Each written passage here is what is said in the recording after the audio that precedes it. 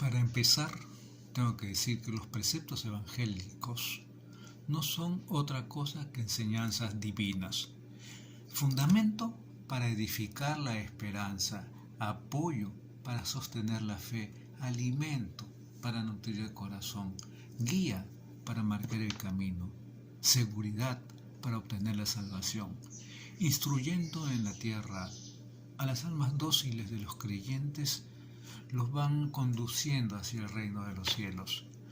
Dios ha querido que fueran dichas y oídas muchas cosas a través de sus siervos los profetas, pero cuánto mayores son las que dice el Hijo, las que testifica con su propia voz el Verbo de Dios que estuvo presente en los profetas, y no ya ordenando que se prepare el camino al que viene, sino viniendo Él mismo en persona, abriendo y mostrándonos el camino. De este modo los que ciegos y desorientados en otro tiempo andábamos errantes en sombras de muerte, iluminados ahora por la luz de la gracia, hemos encontrado el sendero de la vida, siendo el Señor mismo quien nos conduce y quien nos guía. Cristo nos ha enseñado a orar. El Señor, entre otros preceptos divinos y saludables consejos, con que cuida de su pueblo en orden a la salvación, nos dio una forma de orar. Él mismo personalmente nos orientó e instruyó acerca de lo que hemos de pedir. Él, que nos ha concedido vivir, nos ha enseñado también a orar, y esto gracias a su bondad, por la que se dignó darnos y conferirnos también todo lo demás. De este modo, al dirigirnos al Padre en la oración y la súplica que nos enseñó el Hijo, seremos más fácilmente escuchados. Él había anunciado, ya que vendría pues la hora en que los verdaderos adoradores adorarían al Padre en espíritu y en verdad, y cumplió lo que antes había prometido. De este modo, los que hemos recibido el Espíritu y la verdad gracias a la santificación que nos viene de Él, adoramos verdadera y espiritualmente al Padre gracias también a la enseñanza transmitida por Él. ¿Qué oración, digo yo, puede ser más espiritual que la que nos fue dada por Jesús, por quien nos fue enviado también el Espíritu Santo? ¿Qué súplica más verdadera ante el Padre que la que ha salido de la misma boca del Hijo, que es la verdad? De manera pues que orar distintamente a como Él nos ha enseñado no solo es ignorancia, evitar, dejar de lado eso, sino también culpa. Después que Él mismo haya dicho estas palabras, rechazan el mandamiento de Dios para salvaguardar su tradición. Eso lo dice en el Evangelio de San Mateo capítulo 15, versículo 6. Oremos pues como Dios nuestro Maestro nos ha enseñado. La oración amistosa y familiar consiste en dirigirse a Dios con lo que es suyo, en hacer subir a sus oídos la oración de Cristo. Que el Padre reconozca las palabras de su Hijo cuando hacemos oración. Él que habita dentro de nosotros, en nuestro interior, Él mismo esté también en nuestra voz, y teniéndole como abogado ante el Padre por nuestros pecados, expresemos pues las palabras de nuestro abogado, cuando como pecadores pedimos perdón de nuestras culpas, nuestras ofensas, pues habiendo dicho Él que cuanto pidiéramos al Padre en su nombre nos lo dará. Lo dice en el Evangelio de San Juan. ¿Cuánto más eficazmente obtendremos lo que pedimos en su nombre si lo pedimos con su misma oración? Pero uno se preguntará, ¿cómo orar? ¿Cómo orar? Las palabras y súplicas de los que oran deben ser calmadas, mesuradas, llenas de paz y de respeto. Pensemos que estamos en la presencia de Dios realmente y que debemos ser agradables a sus ojos, tanto en nuestra compostura o postura corporal como en el modo de hablar. Pues así como es propio de un descarado levantar la voz en grito, así también por el contrario, concuerda con una voz discreta, hablar en la oración modestamente, tranquilamente. Por otro lado, el Señor en su magisterio nos ha ordenado también orar en secreto, en sitios ocultos y retirados en los propios lugares, aposentos, casa, lo cual está más acorde con la fe. Así sabremos que Dios está presente en todas partes, que escucha y ve a todos, que penetra con la plenitud de su majestad, incluso en los lugares más recónditos y escondidos, como está escrito. Yo soy un Dios cercano, dice, no un Dios lejano. Aunque un hombre se escondiera en los lugares más ocultos, ¿no le vería por ello? ¿Acaso no lleno yo el cielo y la tierra, dice Dios, como lo dice el profeta Jeremías? Y también en todo lugar los ojos de Dios observan a los buenos y a los malos, lo dice el libro de los Proverbios. Cuando nos reunimos en asamblea con los hermanos y juntos con el sacerdote de Dios ofrecemos los divinos sacrificios, no debemos olvidar el respeto y la disciplina. No debemos de ningún modo recitar nuestras preces desordenadamente con voces inconexas, ni pronunciar tumultuosamente las palabras de una oración que debe ser presentada a Dios modestamente, porque Dios escucha no lo que sale de los labios, sino lo que sale del corazón. Ni tampoco es necesario a gritos llamar la atención de que ve los pensamientos, según nos muestra el Señor cuando dice: ¿por qué piensan mal en sus corazones? Lo dice el Evangelio de San Mateo, por ejemplo, capítulo 9, versículo 4, y en otro lugar: y sabrán todas las iglesias que yo soy el que sondea los riñones y los corazones, lo dice el Apocalipsis en su capítulo 2, el versículo 23 y los siguientes. Esto es precisamente lo que, según el libro primero de los Reyes, observó cuidadosamente Ana, que era figura de la iglesia. Ella dirigía a Dios su petición no en voz alta, sino en silencio, modestamente, desde el interior de su corazón. Decía una oración secreta, pero con fe manifiesta. Hablaba no con la voz, sino con el corazón, sabiendo que de este modo la escuchaba el Señor, y alcanzó eficazmente lo que pidió con fe. Todo esto lo atestigua la Divina Escritura cuando dice: hablaba en su corazón, se movían sus labios y no se oía su voz, pero el Señor la escuchó. Igualmente leemos en los Salmos lo siguiente: hablen en sus corazones y arrepiéntanse en sus aposentos, dice el Salmo 4, versículo 5. Y también por medio de Jeremías sugiere y enseña estas cosas el Espíritu Santo, diciendo: en el corazón, sin embargo, solo a ti se te debe adorar, Señor. El que ora no debe ignorar cómo oraba en el templo aquel publicano que subió allí a la vez que un fariseo. No se atrevía a levantar los ojos al cielo ni osaba alzar las manos. Dándose golpes de pecho y reconociendo interiormente sus pecados, imploraba el auxilio de la misericordia divina. En cambio, el fariseo se complacía en sí mismo. Por eso aquel que oraba de este modo mereció más bien ser justificado, porque no puso la esperanza de su salvación en la seguridad de su inocencia, ya que nadie es inocente, sino que oró con humildad, confesando sus pecados, y esta oración fue escuchada por el que perdona a los humildes. Esto lo expone el Señor en su Evangelio cuando dice: dos hombres subieron al templo a orar. Uno era fariseo y el otro publicano. El fariseo, puesto en pie, oraba en su interior de este modo: oh Dios, te doy gracias porque no soy como los demás hombres, injustos, rapaces, adúlteros, ni como ese publicano, le estaba tirando dedo. Ayuno 2 veces por semana, doy el diezmo de todo lo que poseo.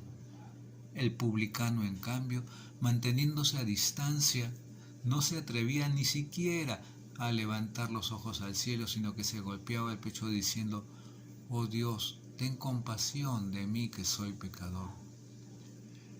Les digo que éste bajó a su casa justificado más que el fariseo, porque todo el que se ensalza será humillado, y el que se humilla será ensalzado. Eso lo podemos leer en el Evangelio de San Lucas, capítulo 18, versículo 10 y siguientes. Pero ahora vamos a lo que es el texto del Padre Nuestro.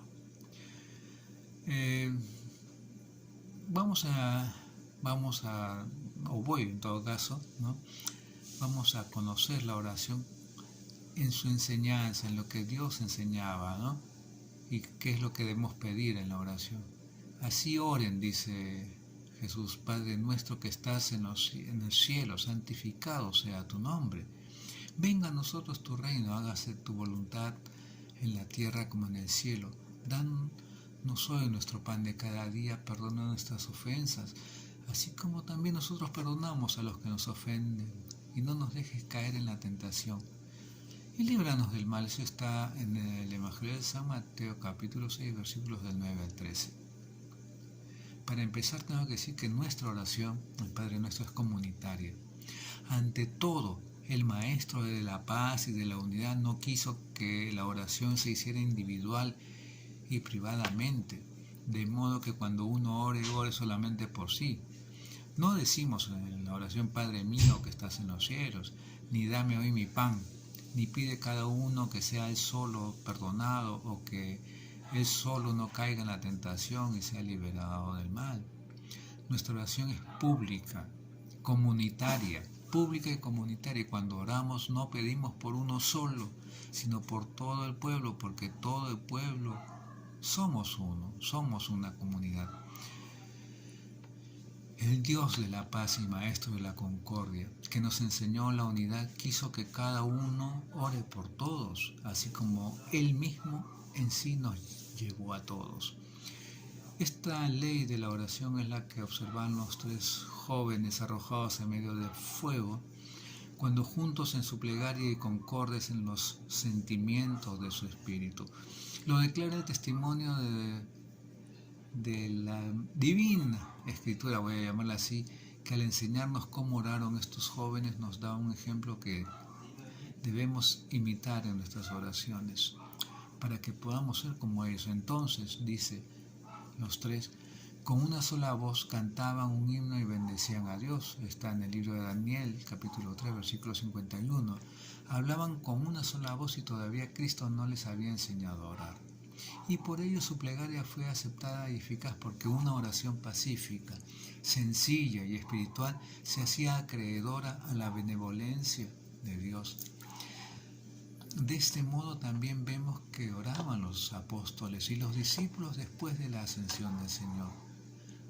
Dice la palabra de Dios: todos ellos perseveraban unánimes en la oración en compañía de las mujeres, de María, la madre de Jesús, y de sus hermanos. Eso lo leemos en el libro de los Hechos, capítulo 1, versículo 14.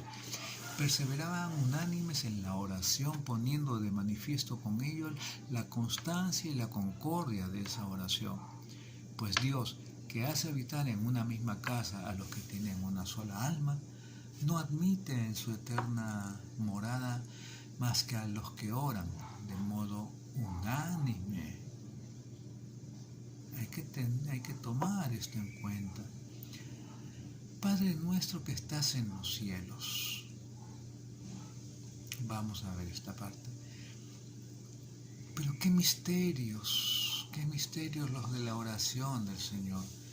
Cuántos y qué grandes, brevemente resumidos en esta plegaria, pero espiritualmente copiosos y eficaces realmente, de tal modo que no queda nada de cuanto se refiere a la oración y a la plegaria que no esté comprendido en este, voy a decir, compendio de doctrina celestial. Dice el Señor: así orarán: Padre nuestro que estás en el cielo. El hombre nuevo, renacido y restituido a su Dios por la gracia divina, lo primero que dice es Padre, porque ya ha empezado a ser hijo. Vino a su casa, dice el Evangelio, y los suyos no le recibieron, pero a cuantos le recibieron les dio el poder de hacerse hijos de Dios, a los que creen en su nombre. Eso lo leemos en el Evangelio de San Juan, capítulo 1, versículos 11 y 12. Así pues, el que cree en su nombre se hace hijo de Dios y desde este momento debe empezar a dar gracias y a confesar su filiación divina. Al llamar Padre a Dios que está en el cielo, debe testificar al punto con las primeras palabras de su nuevo nacimiento, que ha renunciado al Padre terreno y carnal y que ya desde ahora no conoce ni tiene otro Padre más que el que está en los cielos. Como está escrito, los que dicen al Padre y a la Madre, no les conozco y no reconocen a sus hijos, estos han cumplido tus preceptos y han guardado tu alianza, dice el libro del Deuteronomio, capítulo 33, versículos 9. Igualmente el Señor en su Evangelio nos ha ordenado que no llamemos Padre nuestro a nadie en la tierra, porque nuestro Padre es solo el que está en los cielos. Y el discípulo que había hecho mención de su padre difunto le respondió: deja que los muertos entierren a sus muertos. Eso está en el Evangelio de San Mateo, capítulo 8, versículo 22. Había dicho en efecto que su padre había muerto, mientras que el Padre de los creyentes siempre vive. Y no solo debemos observar y darnos cuenta que llamamos Padre que está en el cielo, en los cielos, sino que añadimos algo más y decimos Padre nuestro, es decir, de todos los que creen, de todos los que santificados por Él y regenerados por el nacimiento de la gracia espiritual han comenzado a ser hijos de Dios. Esta palabra, por otra parte, censura y hiere a los judíos, quienes no solo rechazaron con su infidelidad a Cristo, que les había sido anunciado por los profetas y enviado a ellos en primer lugar, sino que además cruelmente lo mataron. Estos ya no pueden llamar a Dios Padre, porque el Señor mismo los confunde y refuta diciéndoles: ustedes han nacido de su padre el diablo y quieren cumplir los deseos de su padre, pues éste fue homicida desde el principio y no se mantuvo en la verdad, porque no hay verdad en él, y por medio del profeta Isaías Dios clama a Dios lleno de indignación: hijos crié y saqué adelante, y ellos sin embargo me despreciaron. Conoce el buey a su dueño y el asno el pesebre de su amo. Israel sin embargo no me conoció y el pueblo no me discernió. Ay de la gente pecadora, del pueblo lleno de pecados, semilla de malvados hijos del crimen.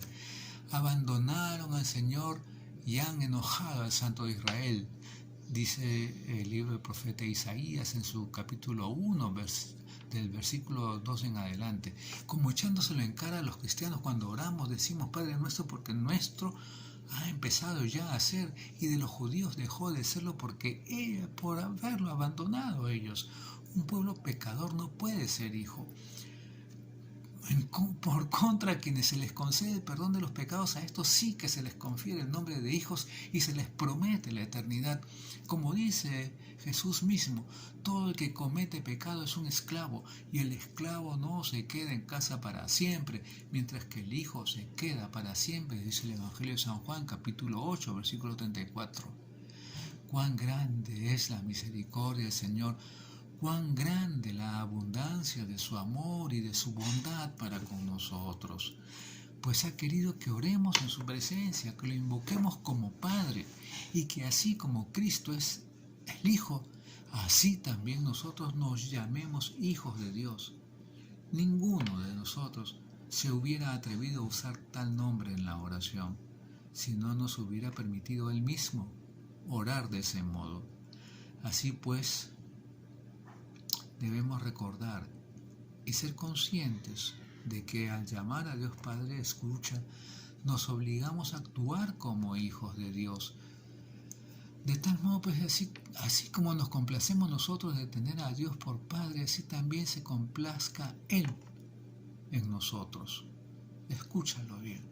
Comportémonos como templos de Dios para poner de manifiesto que Dios habita en nosotros, que nuestras acciones no deshonren al Espíritu, y así quienes hemos empezado a ser espirituales y celestiales por medio del bautismo pensemos y obremos solo cosas espirituales y celestiales, ya que el mismo Dios y Señor ha dicho: a quienes me honran yo les honraré, y quienes me desprecian serán despreciados.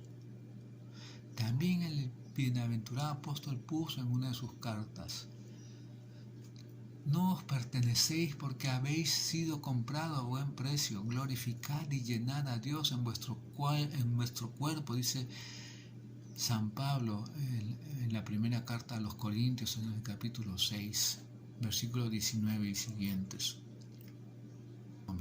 Después de esto decimos: santificado sea tu nombre. No porque deseemos que Dios sea santificado por nuestras oraciones, por si acaso, sino porque pedimos que su nombre sea santificado en nosotros. Por lo demás, ¿por qué puede ser Dios santificado siendo Él mismo quien santifica? Pero porque Él mismo ha dicho: sean santos porque yo soy santo, lo dice en el libro de Levítico capítulo 11, versículo 44. Pedimos y suplicamos esto para que los que hemos sido santificados por el bautismo perseveremos en lo que hemos empezado a hacer, que se perfecciona en la confirmación.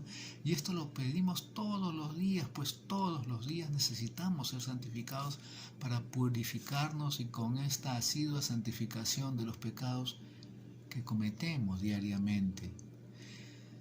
¿Qué santificación es esta que nos confiere la bondad de Dios? Lo proclama el apóstol cuando dice: ni los fornicarios, ni los idólatras, ni los adúlteros, ni los afeminados, ni los homosexuales, ni los ladrones, ni los estafadores, ni los borrachos, ni los ultrajadores, ni los rapaces alcanzarán el reino de Dios. Y estos fueron ustedes ciertamente, pero han sido lavados, han sido justificados, han sido santificados en el nombre del Señor Jesucristo y en el Espíritu de nuestro Dios, dice San Pablo en la primera carta a los Corintios capítulo 6, versículo 9. Dice que hemos sido santificados en el nombre del Señor Jesucristo y en el Espíritu de nuestro Dios. Pues bien, lo que pedimos en la oración es que esta santificación permanezca en nosotros, pues el Señor y Juez nuestro conmina a no pecar más a los que han sido sanados y vivificados por Él, para que no les ocurra algo peor. Y por eso hacemos esta petición continuamente en nuestras oraciones, entiéndelo. De día y de noche pedimos que la santidad y la vida que nos vienen de la gracia de Dios sean conservadas bajo su protección. Estamos hablando precisamente de esto que es tan importante, la santificación. Venga a nosotros tu reino. Y sigue en la oración: venga a nosotros tu reino. Con ello pedimos que el reino de Dios se haga presente en nosotros, del mismo modo como que pedimos que su nombre sea santificado, valga la redundancia, en nosotros. Pues ¿cuándo no reina Dios? ¿O cuándo empieza en Él lo que siempre fue y nunca deja de ser? Pedimos en definitiva que venga nuestro reino, prometido por Dios y adquirido por la sangre y la pasión de Cristo. Es decir, que quienes le servimos en el mundo reinemos después con Cristo, que es quien verdaderamente reina, como Él mismo nos promete cuando dice: vengan, benditos de mi Padre, reciban el reino que ha sido preparado para ustedes desde el origen del mundo, lo dice el Evangelio de San Mateo en su capítulo 25, versículo 34. El reino de Dios puede ser incluso el mismo Cristo que diariamente deseamos que venga y cuya venida pedimos que ocurra pronto en nosotros.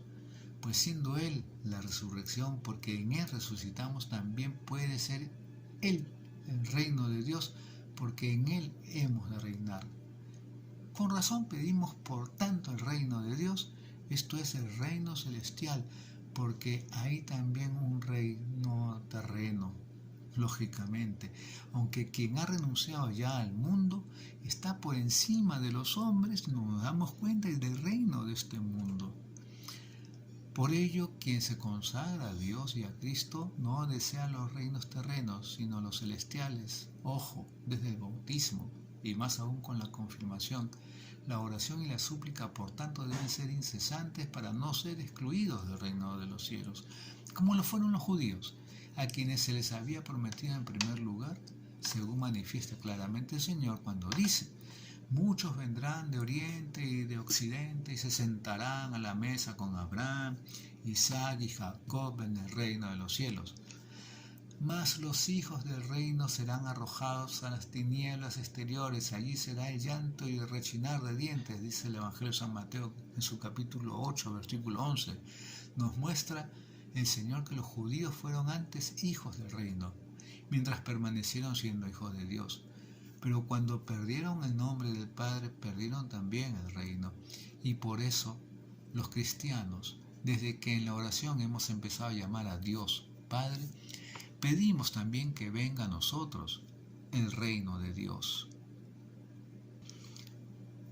Añadido a lo anterior, decimos también: hágase tu voluntad en la tierra como en el cielo, no para que Dios haga lo que quiera, sino para que nosotros podamos hacer lo que Dios quiere. Porque ¿quién impide a Dios hacer lo que quiera? Sin embargo, a nosotros el demonio nos dificulta con nuestra mente y nuestros actos que obedezcan totalmente a Dios. Por ello oramos y pedimos que se haga en nosotros la voluntad de Dios, cosa que se realiza solo si Dios quiere, es decir, con su ayuda y protección. Pues nadie puede sentirse firme y seguro gracias a sus propias fuerzas, sino gracias a la bondad y a la misericordia de Dios. Finalmente, el Señor, mostrando la debilidad humana que Él mismo llevaba, dice: Padre, si es posible, pase de mí este cáliz. Lo dice el Evangelio de San Mateo, capítulo 26, versículo 39. Sin embargo, dando ejemplo a sus discípulos para que no hagan su voluntad sino la de Dios, continúa diciendo: pero no se haga lo que yo quiero, sino lo que quieres tú. Y en otro lugar dice: no he bajado del cielo para hacer mi voluntad, sino la voluntad del que me ha enviado. Eso está en el Evangelio de San Juan, capítulo 6, versículo 38. Por tanto, si ha obedecido el Hijo haciendo la voluntad del Padre, ¿cuánto más debe obedecer el siervo haciendo la voluntad del Señor? De este mismo modo, también San Juan en una de sus cartas nos exhorta a hacer la voluntad de Dios con estas instrucciones: no amen al mundo ni lo que hay en el mundo. Si alguien ama al mundo, el amor del Padre no está en él, dice, porque todo lo que hay en el mundo es concupiscencia de la carne, concupiscencia de los ojos y ambición mundana, lo cual no procede del Padre, sino de la concupiscencia del mundo. Y el mundo y su concupiscencia pasarán, mientras que quien hiciere la voluntad de Dios permanece para siempre, como Dios permanece para siempre. Eso está en la primera carta de San Juan, capítulo 2, versículo 15 y siguientes. Así pues, los que queremos permanecer para siempre, debemos hacer la voluntad de Dios, que es eterno. Ahora bien, la voluntad de Dios es la que hizo y enseñó Jesús.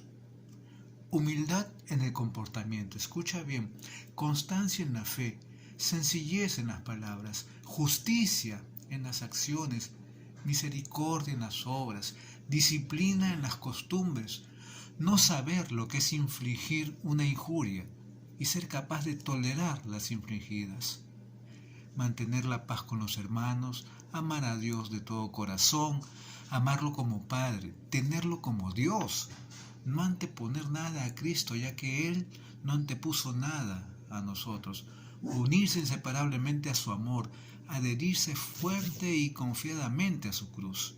Cuando hay que luchar por su nombre y su honor, mostrar en la discusión la firmeza con que le confesamos. En el interrogatorio, la confianza con que combatimos. En la muerte, la paciencia por la que somos coronados. En esto consiste ser coheredero con Cristo. Esto es guardar el mandamiento de Dios. Esto es cumplir la voluntad del Padre. Y pedimos que se haga la voluntad de Dios en el cielo y en la tierra, porque ambas cosas son necesarias para la consumación, voy a decirlo así, de nuestra justificación y de nuestra salvación. Porque bueno, teniendo un cuerpo que procede de la tierra y un espíritu que procede del cielo, nosotros mismos somos tierra y cielo, y en ambos, es decir, en el cuerpo y en el espíritu, pedimos que se haga la voluntad de Dios. Hay una lucha entre la carne y el espíritu, un combate continuo entre estos dos elementos discordantes, que son discordantes entre sí. De modo que no hacemos lo que queremos, pues mientras el espíritu tiende a lo celestial y divino, la carne desea lo terreno y mundano, y por ello pedimos que con el poder y el auxilio de Dios haya concordia entre ellos, a fin de que, cumpliéndose pues la voluntad de Dios en el espíritu y en la carne, se salve el alma que ha renacido de Dios por medio del bautismo.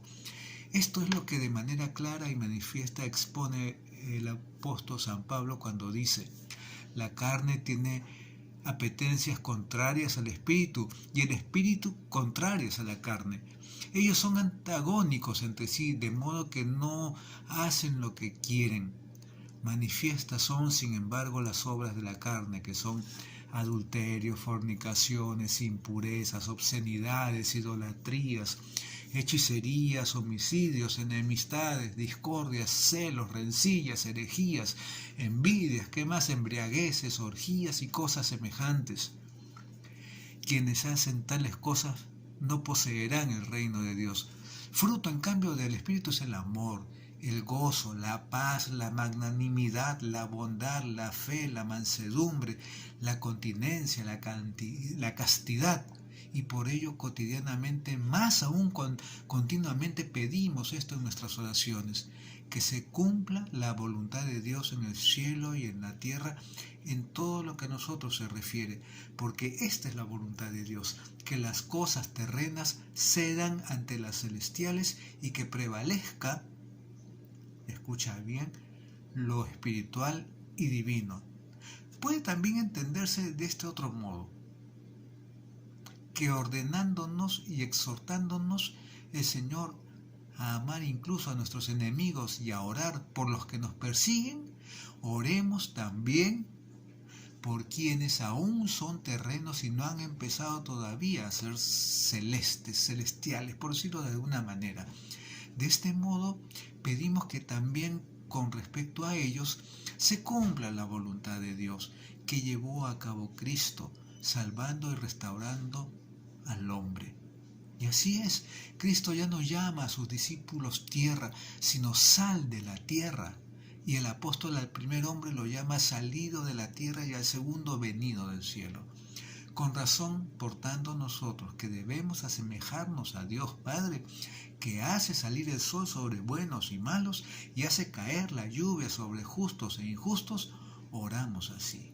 Y siguiendo la exhortación de Cristo, pedimos por la salvación de todos, de modo que así como en el cielo, es decir, en nosotros, se ha cumplido la voluntad de Dios de que seamos del cielo por medio de la fe, así también en la tierra, esto es, en los no creyentes, se cumpla la voluntad de Dios de que los que aún son terrenos por el primer nacimiento empiecen a ser celestiales una vez nacidos del agua y del Espíritu. Prosigue pues, prosiguiendo la oración, formulamos la siguiente petición: danos hoy nuestro pan de cada día. Esto puede entenderse en sentido espiritual o en sentido literal. Los dos sentidos, según la disposición divina, son provechosos para la salvación. Efectivamente, Cristo es el pan de vida y este pan no es de todos, sino nuestro. Así como decimos Padre nuestro, porque es Padre de los que le conocen y creen en Él, así también decimos pan nuestro, porque Cristo es pan de los que recibimos su cuerpo. Pedimos que este pan nos sea dado todos los días, con el fin de que quienes estamos en Cristo y tomamos diariamente su Eucaristía como alimento de salvación, no quedemos separados del cuerpo de Cristo a causa de un pecado grave, y separados y excomulgados se nos niegue el pan celestial. El Señor mismo nos lo indica diciendo: yo soy el pan de vida que ha bajado del cielo. Si alguien come de mi pan, vivirá para siempre, y el pan que yo daré es mi carne para la vida del mundo. Por consiguiente, cuando dice que si alguien come de su pan vivirá para siempre, del mismo modo como queda claro que viven quienes unidos a su cuerpo por el derecho de comunión reciben la Eucaristía, así también hay que temer y orar para que no haya quien, siendo separado del cuerpo de Cristo, permanezca también alejado de la salvación, como nos conmina él mismo cuando dice: si no comen la carne del Hijo del Hombre y beben su sangre, no tendrán vida en ustedes. Por ello, pedimos que nuestro pan, es decir, Cristo Jesús, nos sea dado todos los días, a fin de que quienes permanecemos y vivimos en Cristo no nos apartemos de su santificación ni de su cuerpo. Pero, puede entenderse también en el sentido de que quienes hemos renunciado al mundo y hemos rechazado todas sus riquezas y sus pompas por la fe en el don del Espíritu, pedimos solo el alimento y el sustento, ya que el Señor así nos lo enseña cuando dice: quien no renuncia a todos sus bienes no puede ser discípulo mío. Escucha bien eso. Por tanto, quien ha comenzado a ser discípulo de Cristo, renunciando a todo de acuerdo con la enseñanza de su Maestro, debe pedir el alimento de cada día y no extender más allá de esto los deseos de su petición. Siendo así, pues, que el mismo Cristo nos lo prescribe diciendo: no se preocupen del mañana, pues el mañana se preocupará de sí mismo. Le basta cada día su propio mal.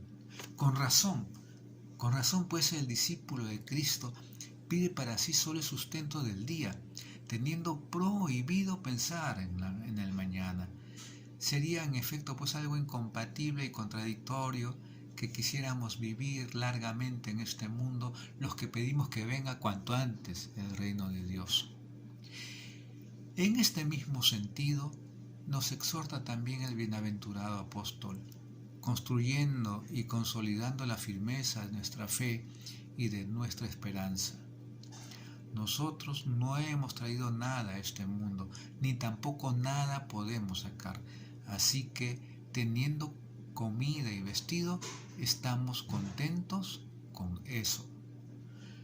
Los que quieren enriquecerse caen en la tentación y en la trampa y en muchos perniciosos deseos que hunden al hombre en la perdición y la muerte, pues la razón de todos los males es la codicia, dejándose llevar, de la cual algunos se han extraviado de la fe y han acarreado sobre sí muchos dolores.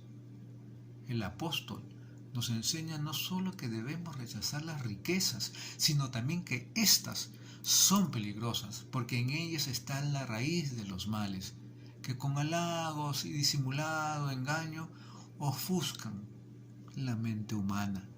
Por esto reprende Dios a aquel rico necio que pensaba solo en las riquezas terrenas y se jactaba por la abundancia de sus cosechas. Le dice: necio, esta noche te reclamarán el alma. Las cosas que has acumulado, ¿para quién serán?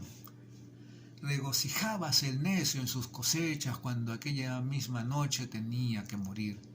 Pensaba en la abundancia de víveres y que ya no tenía vida. El Señor nos enseña, por el contrario, que el hombre perfecto y acabado es el que, después de vender todos sus bienes y distribuirlos entre los pobres, se asegura un tesoro en el cielo. Este es, dice el Señor, el que puede ir en pos de él e imitar su gloriosa pasión, el que, habiéndose desembarazado totalmente de su patrimonio, no se haya cogido por los lazos de éste, sino que libre y sin trabas acompaña a sus bienes previamente enviados al Señor. Para que cada uno de nosotros pueda disponerse a esto, aprendemos a orar así y a conocer por la misma norma de la oración cómo debemos ser. Por otra parte, al justo no puede faltarle el pan de cada día, ya que está escrito, no hará morir de hambre el Señor al hombre justo. Y también, fui joven, ya soy viejo y nunca he visto al justo abandonado ni a su linaje mendigando el pan. Lo mismo promete el Señor cuando dice, no se preocupen, diciendo, ¿qué comeremos? ¿O qué beberemos? ¿O con qué nos vestiremos? Por todas esas cosas se afanan los gentiles. Bien sabe vuestro Padre que tenéis necesidad de todo eso. Buscad primero el reino de Dios y su justicia, dice, y todas esas cosas se os darán por añadidura. Promete el Señor dar todas las cosas por añadidura a los que buscan el reino de Dios y su justicia. En efecto, siendo todas las cosas de Dios, a quien tiene a Dios nada le faltará con tal de que él no falte a Dios. De este modo vemos, por ejemplo, que a Daniel, arrojado por orden del rey a la fosa de los leones, se le procura milagrosamente la comida y come el hombre de Dios en medio de aquellas fieras hambrientas, pero respetuosas con él. De este modo también es alimentado Elías en su huida por el desierto, siendo servido por los cuervos, y así, gracias a estas aves que le llevaban la comida, pudo sustentarse en la persecución. Oh, detestable crueldad de la malicia humana, las fieras son respetuosas, las aves sirven la comida, mientras los hombres acechan y se comportan con violencia. Después de esto, pedimos por nuestros pecados diciendo, perdona nuestras ofensas, así como nosotros perdonamos a los que nos ofenden. Después del subsidio del pan, pedimos el perdón de los pecados a fin de que quien es alimentado por Dios viva en Dios y no se preocupe solo de esta vida temporal, sino también de la eterna. A esta se puede llegar si son perdonados los pecados a los que el Señor llama ofensas, como en el Evangelio cuando dice, te perdonaré toda la deuda porque me lo suplicaste. ¿De qué modo tan oportuno, providencial y saludable se nos advierte que somos pecadores? Pues se nos urge a orar por nuestros pecados, y de este modo, mientras pedimos perdón a Dios, hacemos en nuestro interior un examen de conciencia, para que nadie se complazca en sí mismo, como si fuera inocente y ensalzándose sea mayor su ruina. El Señor nos instruye, te instruye a ti y a mí, y nos enseña que pecamos todos los días al ordenarnos orar todos los días por nuestros pecados. En este mismo sentido nos advierte también San Juan en su carta cuando dice, si decimos que no tenemos pecado, nos engañamos a nosotros mismos y la verdad no está en nosotros. Si por el contrario reconocemos nuestros pecados, fiel y justo es el Señor para perdonarnos los pecados. En esta carta afirma San Juan dos cosas, que debemos orar por nuestros pecados y que al orar obtendremos el perdón. Por eso dice también que el Señor es fiel para perdonarnos los pecados, porque guarda siempre fidelidad a sus promesas. Pues el que nos enseñó a orar por nuestras ofensas y pecados, nos prometió también la misericordia del Padre y el consiguiente perdón. El Señor añadió seguidamente de modo claro una ley que nos obliga con una condición precisa y un compromiso que es el siguiente: pedimos que nos sean perdonadas nuestras ofensas, así como también nosotros perdonamos a quienes nos ofenden, con lo cual somos conscientes de que no puede obtenerse lo que pedimos con respecto a nuestros pecados si nosotros mismos no hacemos lo mismo con los que pecan contra nosotros. Ojo, por ello, en otro lugar dice, con la medida con que midas, se te medirá. Y por ello, aquel siervo que después de serle perdonada toda la ofensa por su señor no quiso él mismo perdonar, fue enviado a la cárcel. por no querer perdonar a un compañero, perdió lo que había sido perdonado por su Señor. Con más fuerza aún, con todo el vigor de su autoridad, expone Cristo esto mismo en sus preceptos cuando dice lo siguiente: cuando se pongan de pie para la oración, perdonen si tienen algo contra alguien, para que también su Padre que está en los cielos les perdone sus pecados. Pues si ustedes no perdonan, tampoco su Padre que está en los cielos les perdonará sus pecados. No tendrás ninguna excusa el día del juicio, cuando según tu propia sentencia tengas que sufrir aquello mismo que tú has hecho. Pues Dios ha dispuesto que en su casa habiten los pacíficos, los que tienen un solo corazón y una sola alma, y quiere que una vez renacidos perseveremos en lo que hemos llegado a ser gracias al segundo nacimiento. Por tanto, lo que hemos empezado a ser hijos de Dios, permanezcamos pues en la paz de Dios, y los que tenemos un solo espíritu tengamos también una sola alma y un solo corazón. De quien está enemistado, Dios no acepta ni siquiera el sacrificio. Por ello le ordena que vuelva desde el altar a reconciliarse primero con el hermano, ya que él se muestra propicio solo ante las plegarias de los pacíficos. El mayor sacrificio para Dios es nuestra paz, nuestra concordia fraterna, un pueblo reunido en virtud de la unidad del Padre y del Hijo y del Espíritu Santo.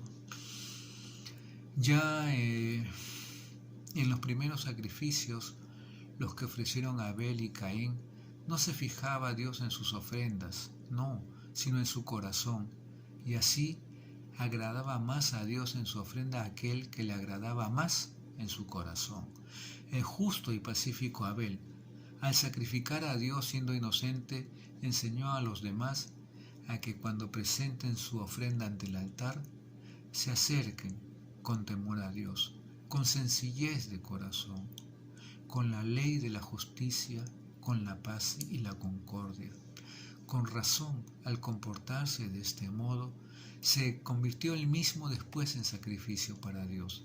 De este modo él, que poseía la justicia y la paz del Señor, constituyéndose en él primero de los mártires, inició la pasión del Señor con la gloria de su sangre. Estos tales son coronados por el Señor y juntamente con el Señor serán vengados en el día del juicio.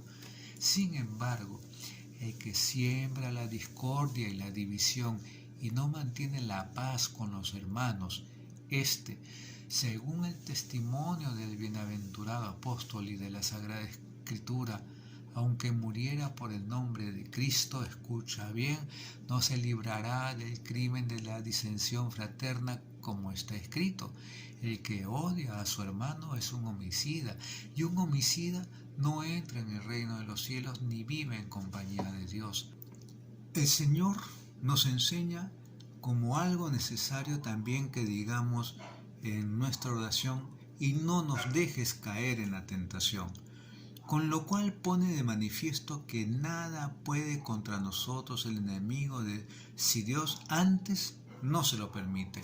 Por eso todo nuestro temor, nuestra devoción y nuestra obediencia deben dirigirse a Dios, ya que en las tentaciones nada puede el maligno si Dios no se lo concede. Y lo demuestra la Escritura, la Sagrada Escritura, cuando dice: Nabucodonosor, rey de Babilonia, vino a Jerusalén y la sitió, y el Señor la entregó en sus manos.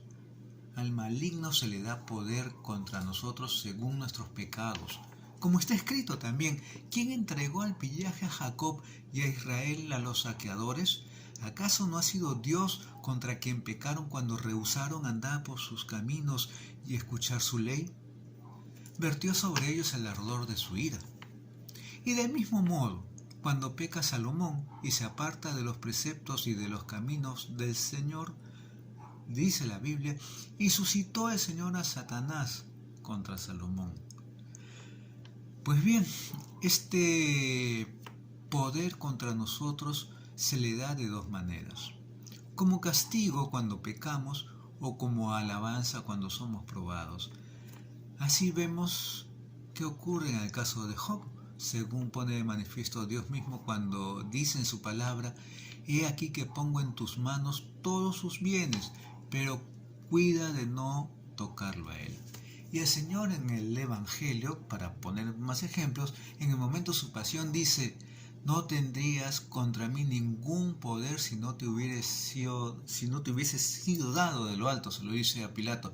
Pues bien, cuando pedimos no caer en la tentación, nos sentimos advertidos con esta plegaria acerca de nuestra debilidad y de nuestra flaqueza, para que nadie se enaltezca con insolencia, ni adopte una actitud de soberbia y arrogancia, ni se gloríe de su confesión o de sus sufrimientos.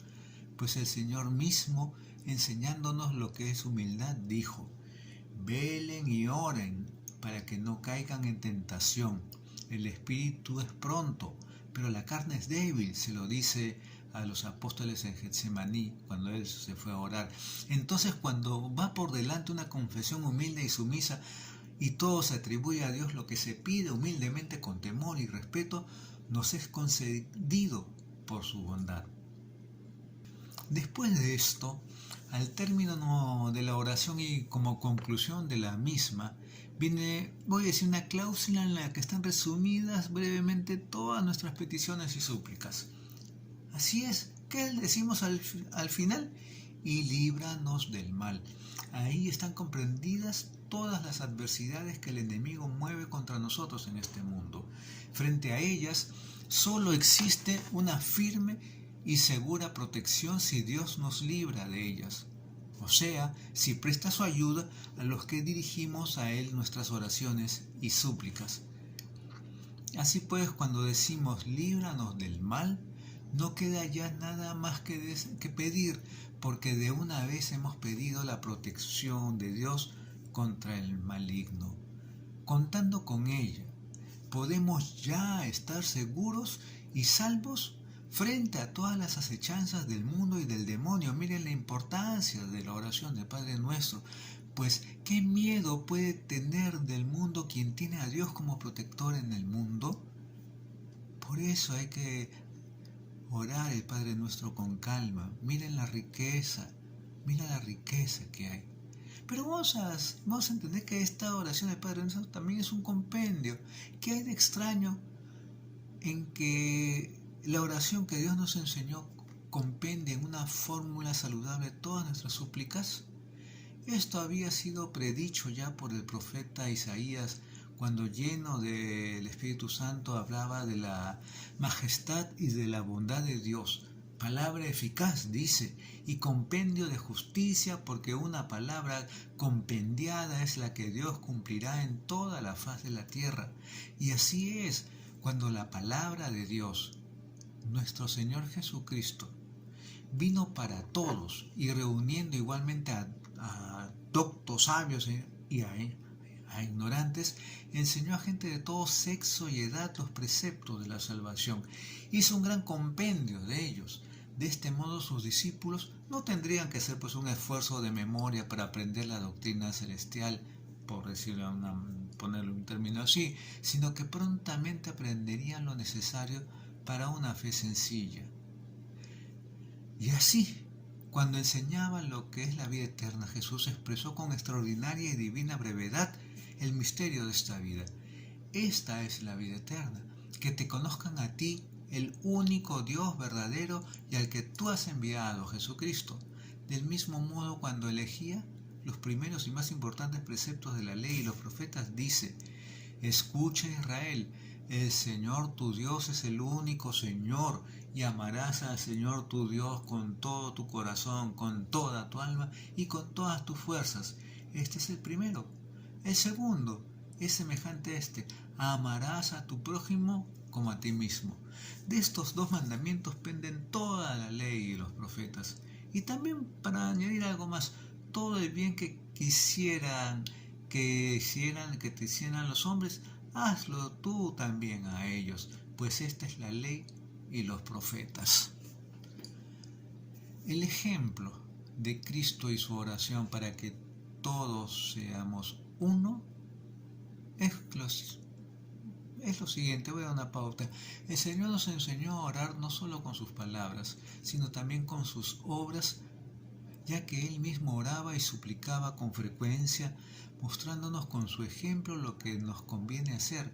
Y como está escrito en la Sagrada Escritura, valga la redundancia, pero Él se retiró a lugares solitarios donde oraba. También esto, ¿no? Se fue al monte a orar y se pasó la noche orando a Dios.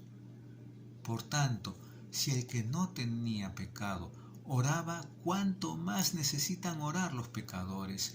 Y si él, velando toda la noche, oraba sin interrupción, ¿cuánto más deberemos velar nosotros permaneciendo en oración? Qué interesante, ¿verdad? Oraba pues el Señor y suplicaba, pero no por él. ¿Qué podía pedir para sí el inocente? Sino por nuestros pecados, como él mismo manifiesta cuando dice a Pedro, mira que Satanás ha solicitado cribarnos como trigo, pero yo he rogado por ti para que tu fe no desfallezca. Ese es el amor y la misericordia. Y posteriormente pide al Padre por todos, diciendo, no ruego solo por estos, sino también por aquellos que por medio de su palabra creerán en mí, para que todos sean uno como tú, Padre, en mí y yo en ti, que ellos también sean uno en nosotros. Tan grande es la bondad y la misericordia del Señor en orden a nuestra salvación, que no contento con redimirnos con su sangre, quiso además rogar por nosotros. Y miren cuál era el deseo que expresa en su oración, que como el Padre y el Hijo son uno, así también nosotros permanezcamos en idéntica unidad, de donde también puede inferirse cuán grave es el delito de quien rompe la unidad y la paz, cuando por ellas ha rogado el Señor. Él en efecto quiere que su pueblo obtenga la vida y sabe que la discordia no puede alcanzar el reino de Dios. Efectivamente, para esto pues también puede decirle que debemos orar con todo el corazón. Así pues, tú que me estás escuchando, cuando nos disponemos a orar, debemos estar atentos y darnos a la oración con todo el corazón. Todo pensamiento carnal y mundano debe ser apartado y no piense el alma entonces más que en la plegaria. Por eso el sacerdote en la plegaria eucarística la inicia antes de la oración, la prepara el ánimo de los hermanos con un prefacio introductorio diciendo, levantemos el corazón para que al responder el pueblo lo tenemos levantado al Señor, quede advertido de que no debe pensar en otra cosa más que en el Señor. Cerremos, por tanto, nuestro pecho al adversario y que esté abierto solo para Dios. No se le permite entrar en él al enemigo de Dios durante el tiempo de la oración, pues éste con frecuencia se arrastra y penetra y engañándonos sutilmente aparta de Dios nuestras plegarias, de modo que tengamos una cosa en nuestro corazón y otra en nuestra boca, cuando tanto la voz como el alma como el corazón deben orar a Dios con toda atención. ¿Qué desidia distraerse y dejarse llevar de pensamientos frívolos y profanos cuando estás orando ante el Señor? ¿Hay acaso alguna cosa en la que debas pensar más que en lo que hablas con Dios? ¿Cómo pretendes que Dios te escuche si tú mismo no te escuchas? ¿Quieres que el Señor se acuerde de ti en tu oración cuando tú misma no te acuerdas? Eso es no tener sumo cuidado con el enemigo cuando oras ante Dios. Es ofender la majestad de Dios con esta negligencia en la oración. Es velar con los ojos, pero dormir con el corazón. Siendo así que el cristiano debe velar con el corazón incluso cuando duerme con los ojos, como está escrito en el Cantar de los Cantares, de aquella que personifica la Iglesia. Yo duermo, pero mi corazón vela. Por ello mismo el apóstol nos avisa de modo solícito y prudente diciendo, sean perseverantes en la oración, velando en ella. Así nos enseña y nos hace ver que obtienen de Dios lo que le piden a aquellos a los que Dios ve que velan en la oración. Si no, pues no va a escucharte. O tú no lo vas a escuchar en todo caso. Por eso, además de la oración, hay que hablar de la oración y las buenas obras. Por otra parte, ¿verdad? Los que oran no pueden presentarse ante Dios con súplicas vacías, desprovistas de frutos. Una súplica estéril no tiene eficacia ante Dios. Así como todo árbol que no da fruto es cortado y arrojado al fuego, del mismo modo también la oración desprovista de fruto, es decir, no fecunda en obras buenas, no puede merecer ante Dios. Por ello la Divina Escritura nos instruye diciendo lo siguiente: buena es la oración con el ayuno y la limosna. El mismo que en el día de juicio ha de dar el premio por las buenas obras y las limonas es el que ahora escucha benignamente a quien acude a la oración, acompañándola de buenas obras. Por eso, finalmente, mereció ser escuchado el centurión Cornelio cuando oraba. Daba muchas limosnas al pueblo al mismo tiempo que oraba continuamente a Dios. Hacia la hora de nona, mientras estaba en oración, se le presentó un ángel que testificaba sus buenas obras, diciéndole: Cornelio, tus oraciones y tus limosnas han subido como memorial ante la presencia de Dios. Dios escuchó. Y así es, en efecto, las oraciones acompañadas con los méritos de las buenas obras suben inmediatamente ante Dios. Así se lo testificó el ángel Rafael a Tobías, que oraba constantemente y constantemente realizaba obras buenas, diciéndole: es bueno revelar y dar a conocer las obras de Dios. Cuando tú y Sara oraban, presentaba yo el memorial de su oración ante la gloria de Dios, y lo mismo cuando enterrabas a los muertos, y cuando no dudaste un momento en levantarte de la mesa y dejar tu comida para ir a enterrar a un muerto, entonces yo fui enviado para probarte, y de nuevo me envió Dios para curarte a ti y a Sara, tu nuera. Yo soy Rafael, uno de los 7 ángeles justos que estamos presentes y tenemos acceso ante la gloria de Dios, dice la palabra como muestra de lo que te estoy hablando. También por medio de Isaías nos amonesta el Señor y nos enseña algo semejante diciendo: desata todo nudo de injusticia, deshace las coyundas de los negocios abusivos, deja en libertad a los oprimidos para que descansen y destruye todo recibo injusto, Parte tu pan con el hambriento y recibe en tu casa a los pobres sin techo. Si ves a un desnudo, vístelo y no desprecies a tus semejantes. Entonces brotará tu luz como la aurora y se distinguirán enseguida tus vestidos. Te precederá la justicia y te rodeará la gloria de Dios. Entonces clamarás y Dios te escuchará. Todavía estarás hablando cuando te dirá: heme aquí. Dios promete estar presente, como hemos escuchado en ese segmento de la Biblia, y dice que escuchará y protegerá a quienes desatan su corazón los nudos de la injusticia y reparten limosnas a los siervos de Dios de acuerdo con sus preceptos. Así, escuchando lo que Dios quiere que se haga, se hacen merecedores ellos mismos de ser escuchados por Dios. El bienaventurado apóstol San Pablo, al ser ayudado en la angustia de su tribulación por los hermanos, dijo que aquellas obras eran sacrificios ofrecidos a Dios. Decía: estoy provisto de todo después de recibir de Epafrodito lo que me habían enviado, suave aroma, sacrificio que Dios acepta con agrado.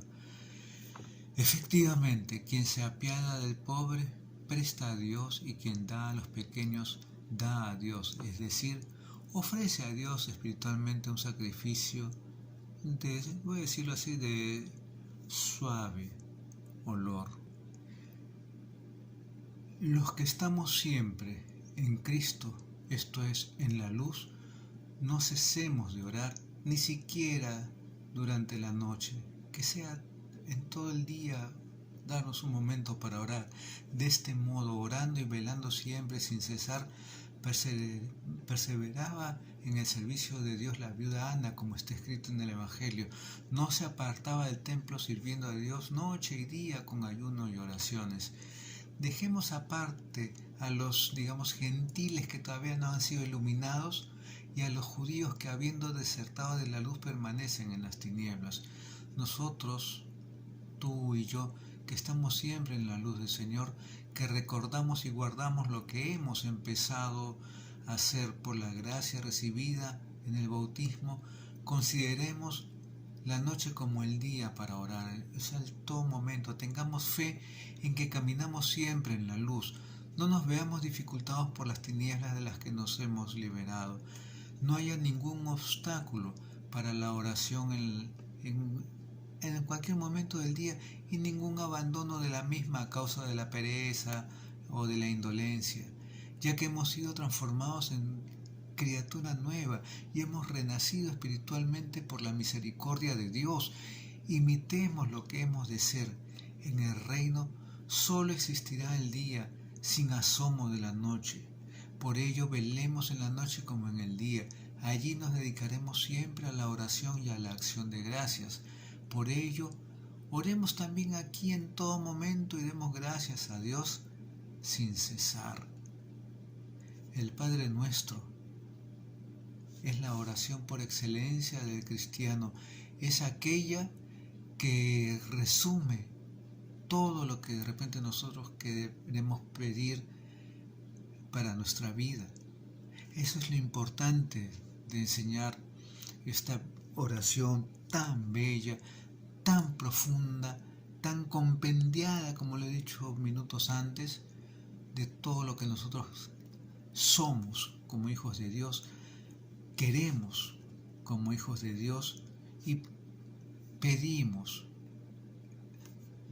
el apartarnos pues del maligno, que no nos sucedan cosas, pero que todo sea, como dice el Padre Nuestro, hágase tu voluntad.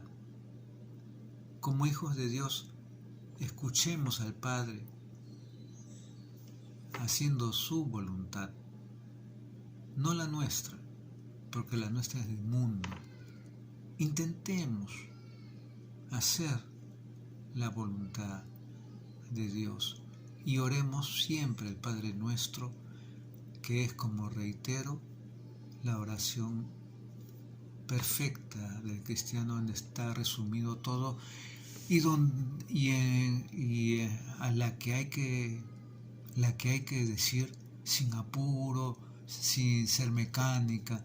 Muchos decimos Padre Nuestro que está en el cielo. No, hay que darle pausa y sentido a cada momento, a cada frase, a cada petición de la oración del Padre Nuestro. Todo sea para la gloria de Dios.